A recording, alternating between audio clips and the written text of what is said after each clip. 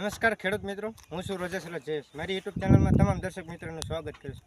તો મિત્રો, આજે આપણે આવીએ છીએ કપાસના જે આપણે પાક વાવીએ છીએ તેમાં કે આપણે આ આંતરખેડ કરવાનું ચાલુ છે, એટલે કે કપાસ ઢૂંઢવાનું ચાલુ છે તેની વાત કરીશું. કે તો મિત્રો, આપણે જે આ કપાસ છે એ એક વેચ કરતાં મોટો છે, એટલે કે 6 ઇંચથી લઈ અને 1 ફૂટના છોડવા છે.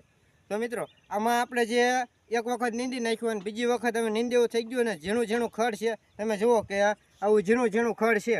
તો એ ખડને આપણે આંતરખેડ વડે કેવી રીતે આપણે પાટિયા બાંધી અથવા પતરા બાંધી અને દાટી શકીએ તેની વાત કરવાની છે. તો પ્રથમ પહેલાં ચેનલમાં નવા હોય તો ચેનલને સબસ્ક્રાઈબ કરજો, વિડીયોને લાઈક કરજો, શેર કરજો અને કમેન્ટમાં જણાવજો. તો મિત્રો, આ તમે જુઓ છો કે આપણે આ હાથીનું ટૂંગું છે અને આપણે મોર પગા છે, 10 મોર પગા, 5 આ બાજુ 5 આ બાજુ.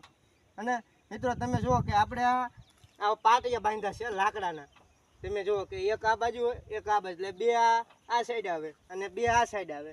તો આપણે જે રીતે નાની મોટી પાળી કરી અને આપણે જે નિંદામણ હોય એટલે કે ખડ ઘાસ ઉગ્યું હોય તેને આપણે દાટી શકીએ. અને મિત્રો, પાટિયા પણ હાલે અને પતરા પણ હાલે અને જે આપણે કળિયાની રાપવું હોય પોણિયા કળિયાની તે રાપવું પણ હાલે. અને બાંધી અને એક આપણે સરસ મજાની નાની એવી પાળી થઈ જાય છે.